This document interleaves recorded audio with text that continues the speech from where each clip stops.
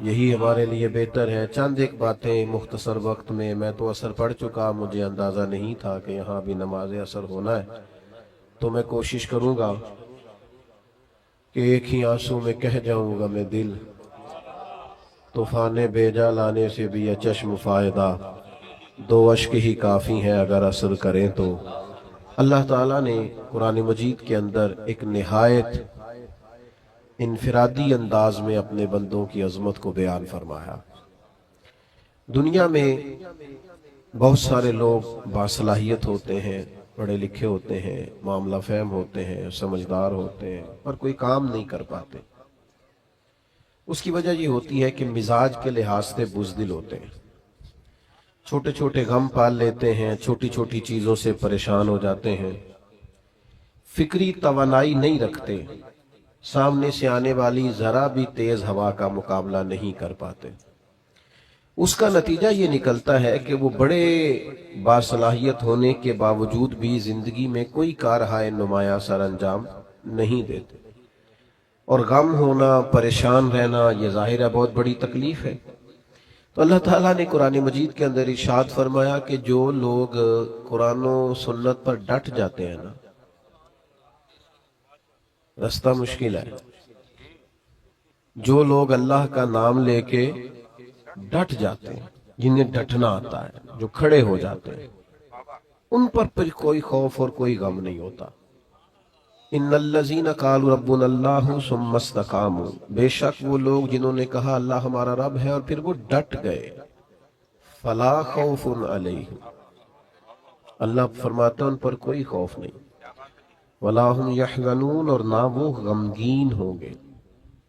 یاد رکھیے، سارے رستے وہ نہیں ہوتے جن پر لوگ تعریفیں کریں، کچھ راہیں وہ بھی ہوتی ہیں جو لوگوں کی وقتی طور پر سمجھ میں نہیں آتی، لوگ اس پر تنقید بھی کرتے ہیں، لوگ اپنی رائے کا اظہار بھی کرتے ہیں، بعض احباب ایسے لوگوں کو دیوانہ بھی کہتے ہیں۔ لیکن اگر آپ شریعت اسلامیہ پر ڈٹیں، اگر آپ وہ رستہ اختیار کریں جس رستے میں اللہ اور اس کے رسول صلی اللہ تعالی علیہ وسلم کے نام پر استقامت اختیار کرنی پڑے، تو یہ رستہ اگرچہ مشکل تو ہے، کیونکہ ہمارا مزاج ہوتا ہے گڈ بک میں رہنے کا، ہمارا دل کرتا ہے سارے ہمیں اچھا کہیں، یہ طبیعت ہوتی ہے۔ اس کا نتیجہ یہ نکلتا ہے کہ ہم اپنے گھر میں بھی حق بات نہیں کہتے، ہم اپنے بچوں کے بیچ بھی سیاست کر رہے ہوتے ہیں کہ میں کسی کے سامنے برا نہ بن جاؤں۔ جہاں ہماری بات بڑی آسانی سے مانی جا سکتی ہے، وہاں بھی ہم اپنی رائے حق پر مبنی نہیں کہتے۔ اعلیٰ حضرت امام احمد رضا رحمت اللہ تعالیٰ علیہ کی فکر یہ ہے کہ ساری دنیا خفا ہوتی ہے تو ہو جائے، رب راضی رہے، رب کا رسول راضی رہے۔ اور یہ فکر بڑی تازہ دم رکھتی ہے بندے کو کہ آپ بعض اوقات آپ کو ایسا رستہ اختیار کرنا پڑتا ہے جس رستے میں تعریفیں زیادہ نہیں ہوتی۔ جس امام کا آپ عرس منا رہے ہیں اور جن امام کے کروڑوں چاہنے والے ہیں، اور جس امام پر دنیا کی بہت ساری یونیورسٹیز میں پی ایچ ڈی کے مقالہ جات لکھے جاتے ہیں، جن پر ریسرچ ہوتی ہے، جن پر تحقیق ہوتی ہے، جن کی ایک ایک کتاب کو کھولا جائے تو ایم فل اور پی ایچ ڈی کا مقالہ بن جاتا ہے، آپ حیران ہوں گے کہ ان امام کے خلاف بھی بڑی کتابیں لکھی گئی۔ انہوں نے اگر تیز چلنا تھا تو انہوں نے مخالفت کے تھپیڑے بھی برداشت کیے۔ لیکن ایک ذہن بنتا ہے نا انسان کا، جب وہ کسی چیز کو حق سمجھتا ہے نا تو بچہ سا ہو جاتا ہے، بچہ سا۔ جب وہ کسی سے پیار کرتا ہے تو بچہ سا ہو جاتا ہے، بچپنا سا آ جاتا ہے۔ کوئی تعریف کرے تب بھی پرواہ نہیں، کوئی تنقید کرے تب بھی پرواہ نہیں، اسی کسے دے کچھ بھی نہیں لگ دے، نہ کوئی ساڈا دردی۔ پھر مزاج اور ہو جاتا ہے، جیم جان دا کچھ وسا نہیوں، جان یار نو دے تے شاد ہو جا، ایسے دل دے ہیں فساد سارے، دل دلبر نو دے تے آزاد ہو جا، جے او رکھے آباد تے رو وسدا، تے جدوں کرے برباد برباد ہو جا۔ ختم ہو گئی بات۔ اعلیٰ حضرت رحمت اللہ دیکھیں نا، خطوط آ رہے ہیں، عصر کے بعد وقت ہوتا تھا خطوط کھولنے کا، خطوط پڑھنے کا، جواب لکھنے کا۔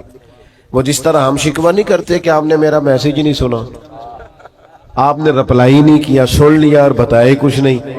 تو زمانہ تھا خطوط آتے تھے ڈھیروں کی تعداد، بعد نماز اثر شارح بخاری حضرت مولانا ظفر الدین بہاری رحمت اللہ علیہ ان خطوط کو کھولا کرتے، پڑھا کرتے، ان کے جواب لکھا کرتے۔ تو خط پڑھتے پڑھتے مجھے لگتا ہے موبائلوں کی زیادہ ضرورت ہے آپ کو۔ بھائی جان چھوڑ دیں، آپ ساری محفل کو خراب کر رہے ہیں۔ یہ موبائل والے بھائی کیا کرتے ہیں؟ آپ اتنے معزز لوگ ہیں، مجھے تو حضرت نے کہا تھا آپ سے تقریر کرنی ہے، میری ویڈیو چاہیے تھی تو بتا دیتے، کافی تھی، بھیج دیتے آپ کو۔ میں نے تو سوچا تھا چلو مچ بال عشق دا سیکاں گے تے ایک دوجے نو ویکھاں گے، تو آپ بالکل بیچ میں موبائل کا شریکہ لے کے بیٹھ گئے۔ تو آپ تھوڑی توجہ کریں، وقت ہی اتنا نہیں ہے کوئی آپ سے خاص مضمون بیان کیا جا سکے۔ ایک بات چھیڑی ہے، چلو وہ تو کر لینے دے۔ کیسا دستور زباں بندی ہے تیری محفل میں، بات کرنے کو ترستی ہے زباں میری۔ اور بھائی سنو اور یاد رکھو، حضرت مولانا ظفر الدین صاحب بہاری رحمت اللہ علیہ نے خطوط کھولے، یہ ذرا رنگ دیکھنا، یہ کیا بات ہوئی کہ ساری زندگی میٹھی میٹھی تو کھا گئے اور دو چار کڑوی آئی تو بالکل تیرا رنگ ہی بدل گیا۔ اگر تو راہ عشق کا مسافر ہے، تجھے پھول کھانے آتے ہیں، اگر تجھے نعرے لگوانے آتے ہیں تو کبھی کبھی اس راہ میں روڑے بھی کھا، کبھی کبھی اس رستے میں ستایا بھی جا، کبھی کبھی تنقید کی راہ سے بھی گزر، یہ بھی اس رستے کی ضرورت ہے۔ اعلیٰ حضرت رحمت اللہ علیہ کے شاگرد اور خلیفہ خطوط پڑھ رہے ہیں، تو خط کھولا تو خط میں گالیاں لکھی تھی، میرے امام کو برا بھلا کہا تھا، طنز کیا تھا، تنقید کی تھی، کسی نے اپنے دل کی بھڑاس کھول کے نکالی۔ تو عقیدت مند تھے نا حضرت تڑپ اٹھے اور کہا آج ہی مقدمہ کروں گا اس کے خلاف۔ لیکن اللہ کے بندوں کی ایک شان ہوتی ہے، وَلَا يَخَافُونَ لَوْمَةَ لَائِمٍ، وہ کسی ملامت کرنے والے کی ملامت کی پرواہ راہ خدا میں نہیں کرتے۔ اعلیٰ حضرت رحمت اللہ علیہ نے فرمایا یہ مجھے گالیاں دی ہیں تو ان پر مقدمہ کرو گے؟ عرض کی حضور ہاں۔ فرمایا الماری سے کچھ اور خطوط اٹھا کے لاؤ نا، تو باقی بھی لائے، تو فرمایا یہ بھی پڑھو۔ تو کسی نے لکھا تھا امام اہل سنت، کسی نے لکھا تھا مجدد میت حاضرہ، مؤید ملت طاہرہ، صاحب حجت القاہرہ، کسی نے کچھ تو کسی نے کچھ۔ اعلیٰ حضرت مسکرائے، فرمایا یہ جنہوں نے تعریفیں کی ہیں پہلے جائیدادیں بانٹو نا ان کو، تو پھر مقدمے کر لینا۔ فرمایا شکر کرو، شکر کرو، ان کا وطیرہ ہے محبوب کے لیے معاذ اللہ کمزور جملے لکھنا، جب تک مجھے برا بھلا کہہ رہے ہیں محبوب کی طرف سے تو رکے ہوئے ہیں، ہم تو ڈھال ہیں اس راہ۔ بھائی آپ ڈٹیں، حق بات کہیں، اپنی زندگی میں وطیرہ بن۔ یہ کیا بات ہوئی کہ دوستوں کی محفل میں بھی تو حق نہیں کہتا؟ تجھے کہیں سچ بولنا ہی نہیں آتا، تو ڈرتا ہے کہ میں سچ بولوں گا تو لوگ مخالف ہو جائیں گے۔ لوگوں کے مخالف ہونے سے کبھی بھی کوئی نقصان نہیں ہوتا۔ انداز یہ اختیار کرو کہ رب رسول کی رضا ملے۔ سمجھو اس پیارے بھائی، اللہ آپ کو سلامت۔ اب تو ہم آپ کو ٹھیک ہونے کا بھی نہیں کہہ سکتے، بڑی مہربانی۔ اب نہیں جی ایسی غصہ کر نہیں نہ سکتے، میرے تو گھٹنے پہ چوٹ بھی آگئی، پر کہنا اس لیے کچھ نہیں کہ اس میرے امام کا ہے نا، کوئی مسئلہ نہیں۔ اب یہ چلتی ہیں چیزیں۔ مجھے میرے دوست کہتے رہتے ہیں کہ آپ نا پہلے وعدہ کر لیتے ہیں پھر وہاں جا کے دقت ہوتی ہے، تو میں کیا یار سانو کس پوچھنا سی، چلو اگر کوئی دعوت دیتا ہے اور پھر علماء دعوت دیتے ہیں تو ہمیں اپنی چونکہ اوقات کا پتہ ہے، لہذا چپ کر کے ہاں کرتے کہ یار جانا چاہیے۔ آپ تھوڑی سی مہربانی کریں، دو ایک باتیں، وقت کے دامن میں گنجائش نہیں، بولیں بھی نہیں اور مجھے بات کرنے دیں۔ ایک تو ڈٹیں، اعلیٰ حضرت کی زندگی کا سبق، اور دوسری بات یہ ہے کہ روز روز رائے نہ بدلیں، روز روز قبلہ نہ تبدیل کریں۔ یعنی ذرا ہوا پوری چلتی نہیں اور لوگ ڈائریکشن بدلتے نہیں، تھوڑا سا نہ کہیں کھڑے ہونا بھی سیکھیں۔ استقامت بہت بڑا حسن ہے۔ مخالفت ہوتی رہتی ہے، لوگ باتیں کرتے رہتے ہیں، ہوا کبھی ادھر کی چلتی ہے اور کبھی ادھر کی چلتی ہے، یہ رنگ بدلتے رہتے ہیں۔ میں آپ کو یقین کے ساتھ کہتا ہوں کہ جتنی کڑی ہوا چلتی ہے، میرا اہل سنت پر عقیدہ مضبوط ہوتا جاتا ہے۔ ہار آنے والا وقت نظریے کو مضبوط کرتا ہے. رات کو شکر ادا کر کے سوتے ہیں کہ یا اللہ تیرا شکر ہے تم نے اس عقیدے میں رکھا ہے جو عقیدہ حق بھی ہے اور سچ بھی ہے اور آنے والی نسل کو دے کر بھی جائیں گے. تھوڑی مضبوطی اپنے فکر میں پیدا کریں. یقین بڑی نعمت ہے, یقین بڑی دولت ہے. سنو نا, مسند امام محمد بن حنبل میں حدیث ہے, حضرت مولا علی شیر خدا رضی اللہ تعالیٰ عنہ علیل ہو گئے اور بظاہر نکاحت اتنی تھی کہ آپ اٹھتے تھے تو جسم مبارک پہ راشا طاری ہوتا تھا. ایک صحابی نے دیکھا تو رو پڑے, کہا اے علی بہت کمزوری بظاہر ہو گئی, اب تو مشکل ہے, میں تو ڈرنے لگا ہوں کہ کہیں اس بیماری میں اللہ کا حکم نہ آ جائے. تو حضرت علی مسکرائے, فرمانے لگے تو فکر نہ کر, مجھے کچھ بھی نہیں ہوگا. اب بات پر غور کرنا بھئی, آپ اتنے علیل ہیں اور آپ سے کھڑے ہوتے ہیں تو وجود پر بظاہر کپ کپاہٹ ہے, راشا ہے, تو آپ فرما رہے کچھ بھی نہیں ہوگا. تو حضرت علی کہنے لگے میں ایک دفعہ بیمار ہوا تھا, کریم تیمارداری کے لیے تشریف لائے تو حضور نے فرمایا علی بیماری سے کچھ بھی نہیں ہوگا, آپ جب دنیا سے جائیں گے تو داڑھی لہو سے رنگین ہوگی, زخم لگے گا, خنجر لگے گا. تو چونکہ محبوب نے کہہ دیا ہے, ساڈے نبی دی زبان ساڈے واسطے قرآن, جو دن کو کہہ دیا دن ہے تو دن نکل آیا, جو شب کو کہہ دیا شب ہے تو رات ہو کے رہی, اور خدا نے ان کی زبان کو وہ اختیار دیا جو نکلی منہ سے ان کے وہ بات ہو کے رہی. فرمایا حضور نے فرما دیا, میرا یقین کامل ہے, سوال ہی پیدا نہیں ہو سکتا. ہم نہ ڈگمگاتے ہیں, دین کی باتیں سن بھی لیتے ہیں, فضائل سن بھی لیتے ہیں, کمالات سن بھی لیتے ہیں, پھر بھی ہم ڈگمگاتے ہیں. یقین کامل کی دولت پیدا کریں, اللہ رسول کی بات آ جائے پھر اس پر ایمان لائیں, پھر مضبوط ہو جائے. اعلیٰ حضرت بریلوی رحمت اللہ تعالی علیہ منہ میں کچھ تکلیف تھی تو حکیم نے کہا طاعون ہو گیا ہے, میں ہو ہی نہیں سکتا مجھے. انہوں نے کہا جناب میں طبیب ہوں تو میں آپ کو صحیح بتاتا ہوں کہ یہ وہ مسئلہ بن گیا ہے. فرمایا وہ نہیں ہے, تمہیں غلطی لگتی ہے. اس نے کہا میں نے ڈھیر ساری کتابیں دیکھی ہیں. فرمایا دیکھی ہوگی پر طاعون مجھے نہیں ہوگا. وہ چلا گیا, تھوڑی دیر کے بعد مسواک منگوائی, وہ مسواک کی, تھوڑا سا پانی منہ سے نکلا, طبیعت ٹھیک ہو گئی. تو خدام نے کہا حضور واقعی طاعون نہیں تھا, وہ تو اتنی جلدی جاتا نہیں, آپ کو کیسے یقین تھا طاعون نہیں؟ اللہ کرے ہمیں وہ یقین نصیب ہو, وہ استقامت نصیب ہو. ڈگمگاتے لوگ, بے یقین باتیں, ٹوٹتی بکھرتی سوچیں, وسوسوں کے غلبے, ادھر ادھر کی باتیں, کچے پکے سوالات. اعلیٰ حضرت فرمانے لگے نبی پاک علیہ السلام نے ایک دعا ارشاد فرمائی ہے, جو کسی مصیبت زدہ کو دیکھ کے پڑھو تو تم کبھی اس مصیبت کا شکار نہیں ہوگے. میں نے ایک طاعون والے کو دیکھ کے پڑھ لی تھی. وہ زبان جس کو سب کن کی کنجی کہیں, اس کی نافذ حکومت پہ لاکھوں سلام. آپ شریعت اسلامیہ کے بارے میں ایک مزاج بنائیں اپنا کہ میرا چونکہ اس پر ایمان ہے, میرا چونکہ یقین کامل ہے, مجھے اس پر ڈٹنا ہے, کمزوری نہ دکھائے. اعلیٰ حضرت رحمت اللہ تعالی علیہ اس ماحول میں تقریریں نہیں کرتے تھے, کتابیں نہیں لکھتے تھے جس ماحول میں میں اور آپ ہیں.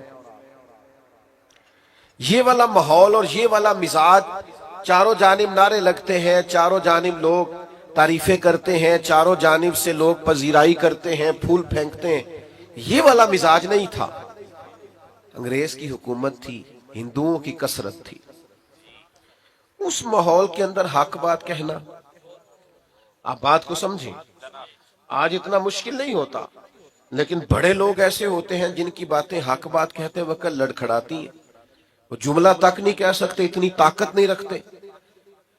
حکومت ہندو کی, حکومت انگریز کی, کثرت ہندو کی. فاضل بریلوی سے سوال ہوتا ہے, ہندوؤں کے میلے میں جا سکتے ہیں؟ بڑا بچ بچ کے لوگ آج بات کرتے ہیں. شریعت کا دفاع کرنا ہوتا ہے تو لوگ سہمے سہمے سے, ڈرے ڈرے سے, ان کا مزاج نہیں ہوتا. وہ کہتے ہیں جناب وہ لبرل کیا کہیں گے, وہ فلانا کیا کہے گا, وہ فلاں آدمی کیا بولے گا. اعلیٰ حضرت سے کہا ہندوؤں کے میلے میں جا سکتے ہیں؟ تو فرمایا وہاں تو وہ معاذ اللہ اپنی کفری یا رسومات بھی کرتے ہیں. हुजूर जा सकते हैं, फरमाया हराम नहीं, हराम है अशद हराम है।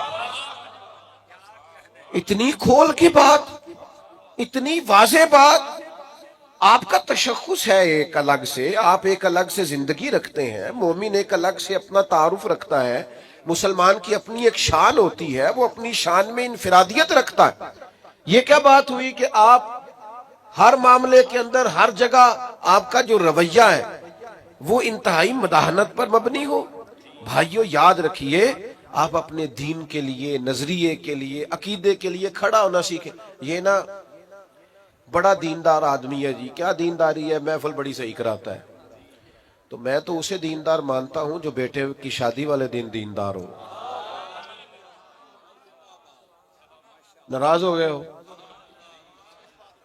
जो बच्चे की मेहंदी वाले दिन मुसलमान हो वो दीनदार है। हाँ, महफिल वाले दिन तो धारी टोपी लेके भी लोग आ जाते हैं किसी से, कहते जरा उधार देना, मैंने महफिल पे जाना है। यहाँ तो लोग सारे ठीक हो जाते हैं। रमजान शरीफ में तो बहुत सारे लोग हैं जो मस्जिद आ जाते हैं। पता तो तब है जब वो कैफियत बनी हुई है, चारों जानिब से घेरा जा रहा, और फिर आपका रवैया दीन का हो, आप डटे कहें मैं नहीं करने दूंगा। मैंने एक साहब से कहा कि यार आप बड़े अच्छा तारुफ रखते हैं, लेकिन आपके घर के अंदर जो शादी के मौके पे होने जा रहा है और पिछली शादी पे भी हुआ है, वो तकलीफ दे है। आपने कोई ऐसा काम नहीं छोड़ा जो शरीयत इस्लामिया के मुखालिफ ना हो और आपने किया ना हो, माज़अल्लाह। तो मुझे कहने लगे ओ मैं ते तुहानू पता है, मैं ते बड़ा जोर लाना, बच्चे नहीं मानते। मैंने उनसे कहा ये जुमला मजीद तकलीफ देने वाला है। बच्चों को तो कोई मर्जी करने ही नहीं देता, कौन मर्जी करने देता? तो लोग कहते हैं मेरी नहीं मानी तो निकल जाए घर से। कि मसला ये है तब जब मेरी ना माने, लेकिन अगर शरीयत की ना माने, सुन्नत की ना माने, अगर इस तरफ वो तवज्जो ना करे, तो हमारा ज़ौक़ ही नहीं बनता कि हम थोड़ा खड़े हों, थोड़ा स्टैंड लें, थोड़ा वॉकआउट करें, थोड़ा हम अपनी एनर्जी इस पर भी लगाएं कि नहीं भाई शरीयत इस्लामिया का मसला है, मैं इधर उधर नहीं होने दूंगा। तो याद रखने की बात यह है कि आला हजरत ने उस दौर में डट के दीन की बात की, डट के।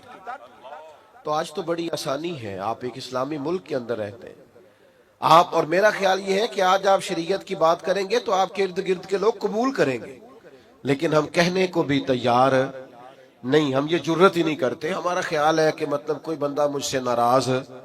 और एक तीसरा पहलू आला हजरत की जिंदगी का जो आपको बड़ा इनफिरादी मिलेगा। आला हजरत फरमाते हैं कि ऐसा कोई काम ना करो जिससे शक भी पड़े कि तुम कहीं शरीयत की मुखालफत कर रहे हो। तोहमत वाली जगह से भी बचें। मेरी तरह के बाद लोग शिकवा कर रहे होते हैं ना जी, लोग मौलवियों पे तनकीद बड़ी करते हैं, तो मैं कहता हूं ठीक करते हैं। आप क्यों सबसे ऊंची कुर्सी पे बैठते हैं जुमे वाले दिन? आप क्यों सबसे आगे जाके अगली सफ पे पहले मुसल्ले पे खड़े होते हैं? जब आप सबके पेशवा है तो आपको सबसे ज्यादा मुत्तकी बनने की कोशिश भी करनी चाहिए।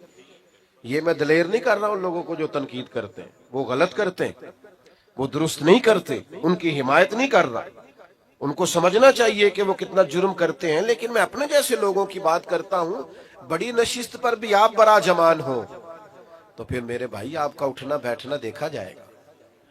जब आप लोगों से कहेंगे कि मुझसे रहनुमाई लो, तो वो सिर्फ आपके जुमलों और तकरीर से थोड़ी रहनुमाई लेंगे, फिर वो आपके इखलाक का हुस्न भी देखेंगे, किरदार की पुख्तगी भी देखेंगे, बात की सच्चाई भी देखेंगे, लेन देन करने की दयानत भी देखेंगे। ये कैसे हो सकता है कि लोग आपको परखे ना, जो अपनी सारी अकीदतें आप पे निशावर कर रहे हैं वो देखेंगे सारा कुछ, और देखना चाहिए, हरज क्या है? समझो बात को। हाँ, करने वाले का अंदाज तनकीद बराए तनकीद का ना हो, बात करने का अंदाज बराए इस्लाह हो, शक वाली जगह से भी बचा जाए। नबी करीम अलैहिस्सलाम गुजर रहे तो आपकी एक पाकीज़ा ज़ौजा हुजूर के साथ है। अज़वाजे मुतहरात की पाकीज़ा हस्तियों में से एक पाकीज़ा हस्ती आपके साथ। हजरत उमर खड़े हैं, कुछ और लोग भी खड़े हैं। महबूब अपनी अहलिया को, ज़ौजा पाक को घर छोड़ के और वापस आके कहा मेरे साथ मेरी अहलिया थी। तो हजरत उमर ने अर्ज की या रसूलल्लाह, मेरी माँ मुझे रोए حضور یہ کیا بات ہوئی، آپ نے کیوں آ کے وضاحت دی؟ فرمایا بس عمر میں بتانا چاہتا تھا کہ میں نے نکاح کیا ہے، میری اہلیہ ہے، آپ لوگوں کو ان جگہوں سے بچائیں گے جہاں شک پیدا ہو سکتا ہے۔ ہمارے ہاں نا آج دیندار طبقہ، بزرگ طبقہ، والد کہلانے والا طبقہ، استاد کہلانے والا طبقہ جب غیر محتاط ہوتا ہے تو پھر مشکلات پیدا ہوتی، پھر تکلف پیدا ہوتا ہے۔ آپ والد ہیں، اب آپ کی ذمہ داری بڑھ گئی، آپ استاد ہیں، اب آپ کی ڈیوٹی بڑھ گئی، آپ امام ہیں، آپ خطیب ہیں، آپ بزرگ ہیں، آپ مقتدا ہیں، اب آپ کی ڈیوٹی بڑھ گئی۔ اعلیٰ حضرت رحمت اللہ علیہ کے زمانہ مبارکہ میں نا اس وقت لالٹینوں کا دور تھا، تو لوگ کیا کرتے تھے کہ وہ مٹی کے تیل کے ساتھ لالٹین جلایا کرتے تھے۔ تو مسجد میں مٹی کا تیل جو کہ بدبو آتی ہے، جائز نہیں، تو ایک صاحب بڑی دور سے ارنڈی کا تیل لائے، اس سے خوشبو آتی، وہ مسجد میں جلانا درست ہے، وہ جائز ہے۔ یہ زیادہ غور کریں جو بزرگ کہلاتے ہیں، جو کہتے ہیں میں بڑا ہوں۔ وہ تیل جب لایا گیا اور وہ لالٹین میں ڈالا گیا اور جب اسے جلایا گیا تو سرکار اعلیٰ حضرت رحمت اللہ تعالی علیہ کے وہ خادم کہنے لگے حضور اس سے خوشبو آتی ہے، یہ وہ والا نہیں۔ فرمایا چلو ٹھیک ہو گیا، اب یہ کہ یہ سارے نمازیوں کو کون بتائے گا کہ یہ مٹی کا تیل نہیں؟ وہ تو جا کے کہیں گے وہاں لالٹین جل رہی ہے، وہ تو سارے لوگوں کو بتائیں گے کہ وہاں جلتی ہے تو یہاں کیوں نہیں؟ تو کہا حضور پھر حکم کیا ہے؟ فرمایا آپ اس طرح کریں، سنتیں بہت پہلے پڑھیں اذان کے فوراً بعد، اور پھر لالٹین کے پاس کھڑے ہو جائیں، اور جتنے لوگ مسجد میں داخل ہو آپ بول بول کے بتائیں کہ یہ مٹی کا تیل نہیں، یہ مٹی کا تیل نہیں، یہ مٹی کا تیل نہیں۔ اور فرمایا پھر فرض پڑھ کے دعا سے پہلے کھڑے ہو جائیں، اور پھر اس لالٹین کے پاس کھڑے ہو کے بار بار بتائیں کہ مٹی کا نہیں بھائی، مٹی کا نہیں بھائی، تہمت والی جگہ سے بچنا ہے۔ آپ کو ایک معیار قائم کرنا ہے، آپ کو اس پر ڈٹنا ہے، آپ کو کھڑا ہونا ہے۔ لیکن اگر آپ کا یہ مزاج نہیں، آپ کی یہ طبیعت نہیں، آپ یہ بھی چاہتے ہیں کہ لوگ میری عزت کریں اور پھر آپ وزادار بھی نہیں، باوقار بھی نہیں، تو پھر بھائی آپ کس رستے کے مسافر ہیں؟ آپ کدھر؟ میں نے زیادہ باتیں کرنے کا ارادہ کر رکھا تھا، پر چونکہ وقت تیزی سے سمٹتا جا رہا ہے، آخری بات کی طرف آتا ہوں۔ بڑی جلدی، وہ دوسرا پہلو جو میں نے کہا نا، ہمارے ہاں تنقید بڑی جلدی تنقید بھی نہ کریں۔ بھائی آپ اٹھنے لگے، مہربانی کریں، نظم تو نہ خراب کریں۔ بھائی ادھر دیکھیں میری طرف جی، بڑی جلدی تنقید بھی نہ کریں، اتنی جلدی نہ ڈالا کریں۔ کسی نے کہا تھا کچھ تو مجبوریاں رہی ہوں گی، یوں ہی کوئی بے وفا نہیں ہوتا۔ تھوڑا سا نا، تھوڑا موقع دیا کریں، چیزوں کو سمجھا کریں۔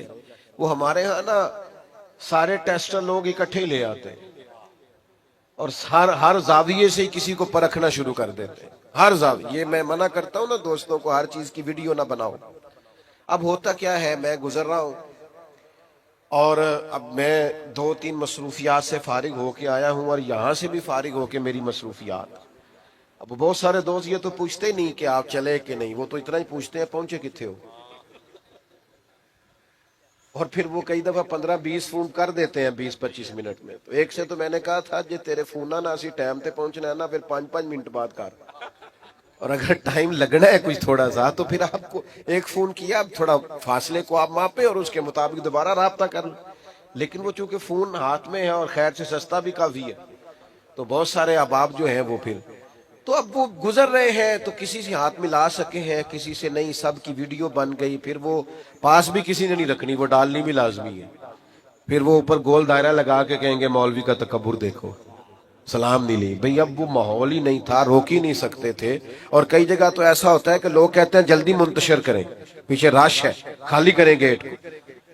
تو کئی دفعہ ایسے معاملات آتے ہیں کہ ذرا سی بات پر تنقید ہونے لگتی، اس سے تکلیف بھی یقیناً ہوتی۔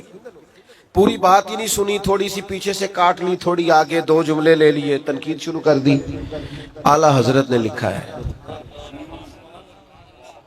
قراء سے معذرت کے ساتھ، لکھا ہے کہ 2-4 اچھے قراء نے ایک عالم کے پیچھے نماز پڑھی، تو ان قراء کے نا عالم صاحب کے کچھ مستحب قواعد درست نہیں تھے، تو وہ لوگ دیر نہیں نہ کرتے، فوراً کہنے لگے ایڈے وڈے عالم نے تو قرآن بھی نہیں ٹھیک پڑھنا ہوں۔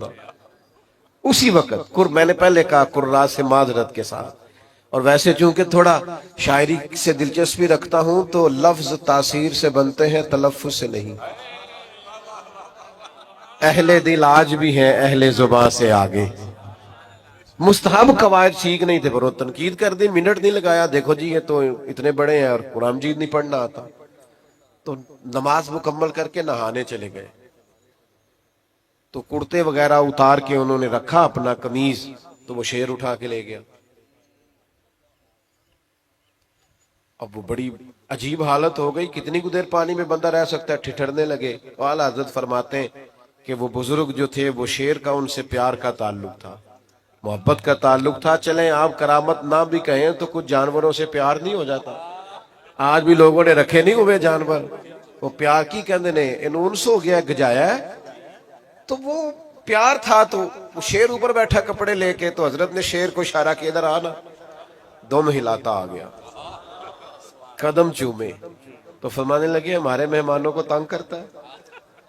اور پھر وہ کپڑے ان کو تھمائے، کرتے ان کو دیے، اور وہ جو حدیث پاک میں فرمایا نا مومن کی فراست قلبی سے ڈرو، فَإِنَّهُ يَنْظُرُ بِنُورٍ، وہ اللہ کے نور سے دیکھتا ہے۔ تو پتہ کیا جملہ کہا اس بزرگ نے؟ اعلیٰ حضرت فرماتے ہیں ان بزرگوں نے بڑے خوبصورت میٹھے اور سونے لفظوں میں کہا مولانا آپ نے لفظ سیدھے کیے، ہم نے دل سیدھا کیا ہوا۔ تو سارا وقت صرف جملے ٹھیک کرنے، جلدی نہ کریں تنقید کرنے میں، تھوڑا سا نا وقت تو دیں۔ ہم نا بہت جلدی کرتے ہیں، پوری بات کا بھی نہیں پتا ہوتا، پوری تفصیل بھی ہمارے سامنے نہیں ہوتی، لیکن تنقید کرنے کی چونکہ عادت ہوتی ہے، مزاج ہوتا ہے۔ کچھ لوگ ایسے ہوتے ہیں جن کے پاس آپ نے ناراض نہیں ہونا، ان کے پاس اچھی خبر ہوتی کوئی نہیں بیچاروں کے، وہ جب بھی بات کریں گے کوئی مایوسی والی بات کریں گے، کوئی خوفناک۔ میں ملک سے باہر تھا تو ایک صاحب مجھے کہنے لگے بڑے پاکستان کے حالات خراب ہیں، لوگ لڑتے ہیں، فلاں ہے، سیاستدان بھی برے، فلانا بھی برا، فلانا بھی برا، یہ ہو گیا۔ تو میں نے ان سے کہا آپ کو کیسے پتا ہے؟ آپ تو باہر رہتے ہیں۔ کہتے سنا ہے۔ تو میں کہ سانو پوچھنا اسی ہوتے رہنے ہیں، اتنی جلدی آپ کیوں تنقید کرتے ہیں؟ میرا وطن وہ وطن ہے، میرا دیش وہ دیش ہے۔ کچھ عرصہ پہلے سیلاب آیا تھا، ہم نکلے تھے کچھ اپنے حصے کی خدمت کرنے۔ جس بیٹی نے خود محنت کر کے جہیز بنایا تھا اس نے بھی کپڑے نکال کے دے۔ ہم نے جب 4 مہینے کی ایڈوانس